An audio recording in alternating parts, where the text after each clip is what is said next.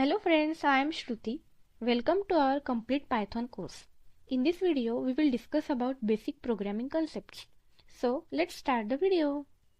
So, today we will discuss about some topics which are what is programming and programming languages.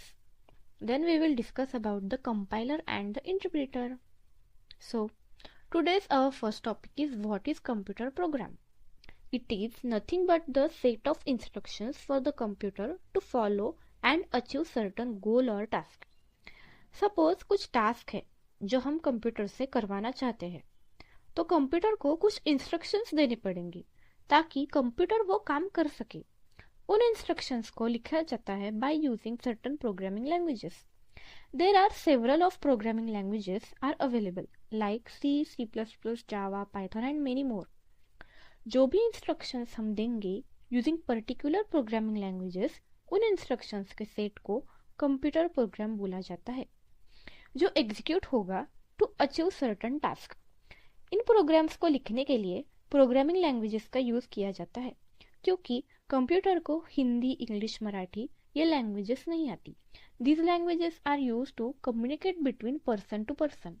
But if we have to communicate with computer, then we must know the programming languages. So there are some terms related to programming which we will discuss. So our first term is programs, set of instructions for computers to follow. Our second concept is programming, process of developing programs.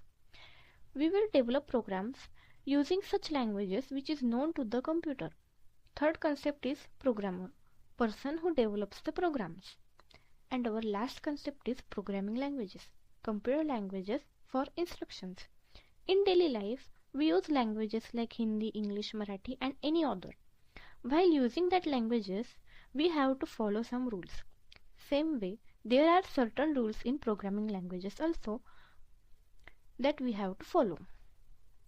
So our next concept is process of programming. Programming यानी सिर्फ programming करना नहीं होता है, इसमें बहुत सारी steps include होती है. So first step is problem definition. सबसे पहले प्रॉब्लम को डिफाइन किया जाता है. ये काम क्लाइंट्स का होता है. डेवलपर्स एंड प्रोग्रामर्स को सिर्फ अपने रिक्वायरमेंट्स को समझना होता है, अंडरस्टैंड करना होता है. Then after understanding all requirements, programmers algorithm design करते हैं. यहाँ प्रॉपर प्लानिंग होती है, स्टेप बाय स्टेप एल्गोरिथम को डिज़ाइन किया जाता है. These are nothing but the instructions for performing the coding. So next step is coding. इस एल्गोरिथम का यूज़ करके कोडिंग परफॉर्म की जाती है. This is actual writing of program. अब यहाँ पे काम एंड नहीं होता है. प्रोग्रामर्स को प्रोग्राम लिखने के बाद यूनिट टेस्टिंग परफॉर्म करनी होती है.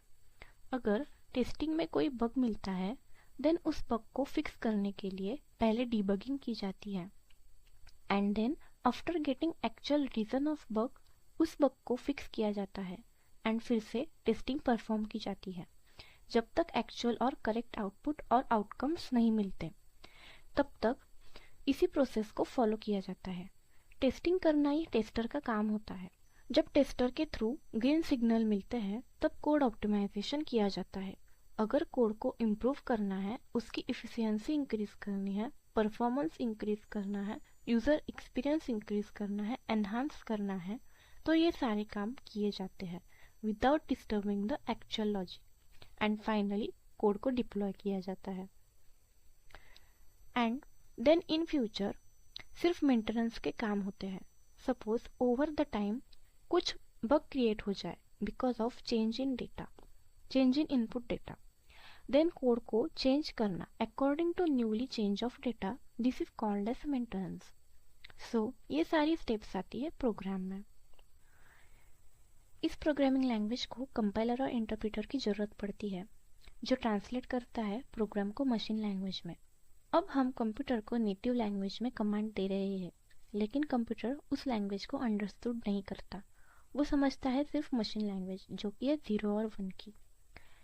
इसके लिए हमें ट्रांसलेटर की ज़रूरत होती है जो कि है कंपाइलर और इंटरप्रेटर.